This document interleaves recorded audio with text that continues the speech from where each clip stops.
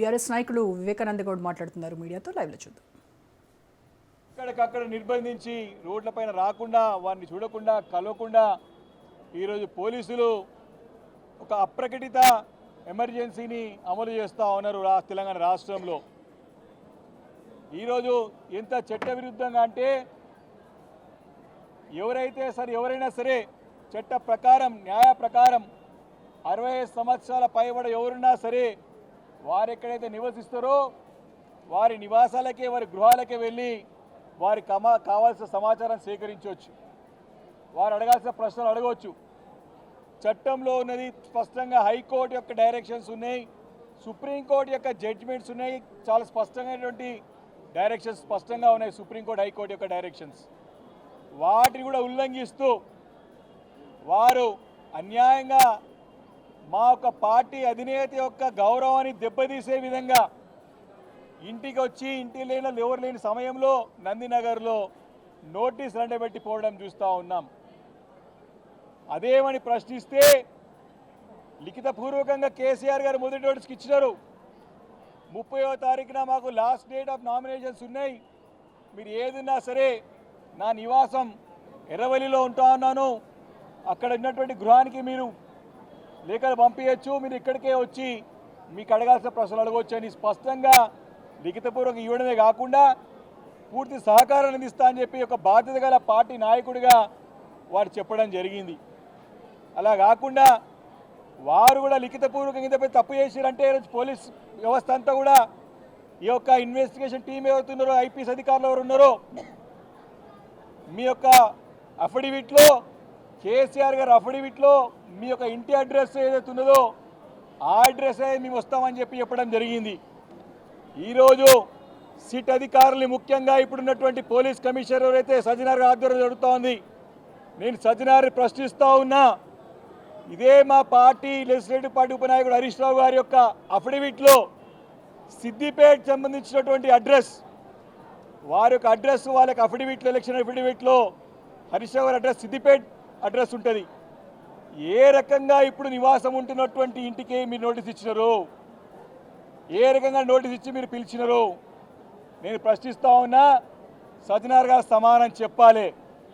అంటే రాజకీయంగా మీకు ఎట్లా అనుకూలమైతే అలా మార్చుకోవడానికి ఈరోజు ఎట్లా కాంగ్రెస్ పార్టీ ఆడిస్తున్న నాటకంలో కీలుబొమ్మలాగా తయారైపోయినది పోలీస్ వ్యవస్థ అంతా కూడా నేను స్పష్టంగా ఆరోపణ చేస్తూ ఉన్నాను, నేను అరెస్ట్ చేస్తూ ఉన్నాను. తప్పకుండా ఈ చట్టరీత్యా మీరు మీ లైన్ దాటి ప్రవర్తిస్తున్నారని చెప్పి ఈ సందర్భంగా నేను మనవి చేస్తూ ఉన్నాను.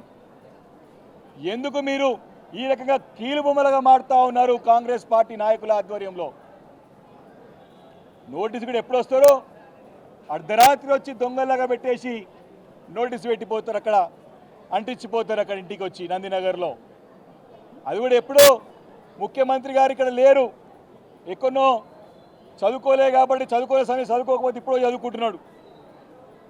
చదువుకునే టైం చదువుకుంటే ఈ టైం చదువుకునే అవసరం లేదు, చదువుకుంటే ఎక్కువ సంస్కారం అవసరం ఉంది ఆయనకి. అమెరికాలో పోయి పండుకుంటే మరి ఇక్కడ రాత్రి ఎక్కడ పొద్దున ఆయన తెల్లారి వారికి ఉండి పోలీసులు ఆయన అడిగి మరి ఏం చేయమంటారు సార్ అంటే పోయి ఇంటికి నోటీస్ అందించమని చెప్తే ముఖ్యమంత్రి గారి యొక్క డైరెక్షన్స్ ప్రకారమే ఈ సిట్ నాటకాలు ఆడుతుంది స్పష్టంగా అర్థమవుతా ఉన్నది. అక్కడ తెల్లారినాక ఇక్కడ రాత్రి అయినాక నోటీస్ వచ్చి ఇంటికాడ అంటిస్తారు. ఇది ఈరోజు పోలీస్ వారు చేస్తున్నటువంటి ఒక దుశ్చర్య. ఈరోజు అహంకార పూరితంగా ప్రభుత్వం వ్యవహరిస్తూ ఉంది, దానికి తోడుగాని నాటకాలు ఆడుతున్నది ప్రభుత్వం ఈ యొక్క పోలీస్ వ్యవస్థ అని చెప్పి స్పష్టంగా నేను ఆరోపిస్తూ ఉన్నాను. ఈరోజు పూర్తిగా వైఫల్యం చెందింది కాంగ్రెస్ ప్రభుత్వం, రేవంత్ రెడ్డి గారి సర్కార్ అంతా కూడా. ఆ వైఫల్యాలని కప్పుపిచ్చుకోవడానికే ఈ రకంగా డైవర్షన్ పాలిటిక్స్కి పాటుపడుతూ ఉన్నది. మున్సిపల్ ఎలక్షన్స్ నడుస్తూ ఉంటే ఈ రకంగా నోటీసులు ఇచ్చి ప్రజలని అంటే మమ్మల్ని ప్రజాక్షేత్రంలో పోకుండా మా యొక్క పార్టీని డిస్టర్బ్ చేయాలని చెప్పేసి ఒక తప్పుడు ఆలోచనతో వ్యవహరిస్తూ ఉన్నది. ఇవన్నీ కూడా ముఖ్యమంత్రి రేవంత్ రెడ్డి గారి యొక్క సంకుచిత ఆలోచనలకు దర్పణం పడుతూ ఉన్నాయి.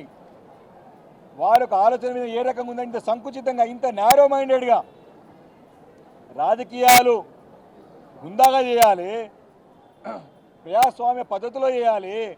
కానీ ఈ రకంగా అరాచకాలు, ఈ రకంగా నిర్బంధాలు, ఈ రకంగా మరి నేను ఇష్టం వచ్చినట్టు చట్ట విరుద్ధంగా చేస్తానంటే తప్పకుండా రాబోయే రోజుల్లో గుణపాఠం తప్పదని చెప్పి ఈ సందర్భంగా నేను ఈ యొక్క ప్రభుత్వాన్ని హెచ్చరిస్తా ఉన్నాను.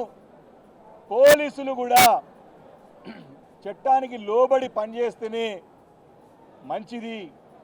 ఎప్పుడో రోజులు ఒకటే రాగుండయి, అధికారం వస్తూ ఉంటుంది, పోతూ ఉంటుంది, మారుతూ ఉంటుంది. కానీ వీటన్నిటి కూడా భవిష్యత్తులో సమానం చెప్పాల్సిన అవసరం కూడా పోలీసుల పైన ఉంటుందని చెప్పేసి కూడా నేను ఈ సందర్భంగా మనవి చేస్తూ ఉన్నాను. ముఖ్యంగా ఈ ప్రభుత్వం ఒక వైఫల్యాలను కూడా మొన్న కేంద్రంలో సోషల్ ఎకనామిక్ సర్వేలో కూడా స్పష్టంగా బయటపడ్డది. మీరు ఎమర్జెన్సీగా ఇమ్మీడియట్గా మేడిగడ్డని రిపేర్ చేయండి. ఈ యొక్క కాళేశ్వరం ద్వారా రాష్ట్రం సస్యశ్యామలమైందని చెప్పి లిఖిత పూర్వకంగా పార్లమెంట్ సాక్షిగా కేంద్ర ప్రభుత్వం చెప్పింది. ఇప్పటికైనా సరే కాంగ్రెస్ ప్రభుత్వం ఆడుతున్నటువంటి అబద్ధాలను మానుకోవాలా, ప్రజలని పక్కదో పట్టించేది మానుకోవాలని చెప్పేసి కూడా సందర్భంగా నేను మనవి చేస్తా ఉన్నాను. వీటన్నిటిని కూడా డైవర్ట్ చేయడానికి ఈ రకంగా చేస్తున్న చెప్పి స్పష్టంగా అర్థమవుతా ఉన్నది. ఈరోజు ప్రభుత్వం యొక్క ద్వంద్వనీతి కానివ్వండి, పోలీసుల యొక్క ద్వంద్వనీతి కానివ్వండి, ఈరోజు కేసీఆర్ గారి యొక్క మరి ఈ యొక్క సిట్ ఏర్పాటు చేసినటువంటి యొక్క ప్రశ్న యొక్క ఇన్వెస్టిగేషన్ సందర్భంగా బయటపడ్డదని చెప్పి స్పష్టంగా నేను తెలియజేస్తా ఉన్నాను. దీంట్లో పసలేదు. ఈ యొక్క ఫోన్ ట్యాపింగ్ కేసులో ఎలాంటి ఎవిడెన్స్లు లేవు, ఎలాంటి ఆధారాలు లేవు. కేవలము దుమ్మెత్తిపోయడానికి, బురదెల్లడానికి ప్రయత్నంలో భాగంగానే ఈరోజు ఈ డ్రామాలంతా నడుస్తున్నాయి తప్ప వేరేది ఏం లేదు. ఇది మొదటిది కాదు. ఎన్ని ఎంక్వైరీ చేశారండి, ఎన్ని కేసులు బుక్ చేశారండి. ఈ యొక్క 2 సంవత్సరాలుగా మీరు ఏమైనా చేసిరంటే కాళేశ్వరం మీద పీసీ ఘోష్ కమిషన్ వేసినాడు. ఈరోజు ఈ యొక్క ఫోన్ ట్యాపింగ్ మీద ఒక స్పెషల్ ఇన్వెస్టిగేషన్ టీం వేసి ఇబ్బంది పెడతా ఉన్నాడు. అదేవిధంగా ఫార్ములా ఈ కార్ రేస్లో దాంట్లో ఏసీబీ కేసు పెట్టి ఇలాంటి ఆధారాలు లేకుండా ఇబ్బంది పెడతా ఉన్నాడు. పవర్ పర్చేస్ అగ్రిమెంట్లో అదొక కమిషన్ వేసి అక్కడ కూడా ఇబ్బంది పెడతా ఉన్నారు.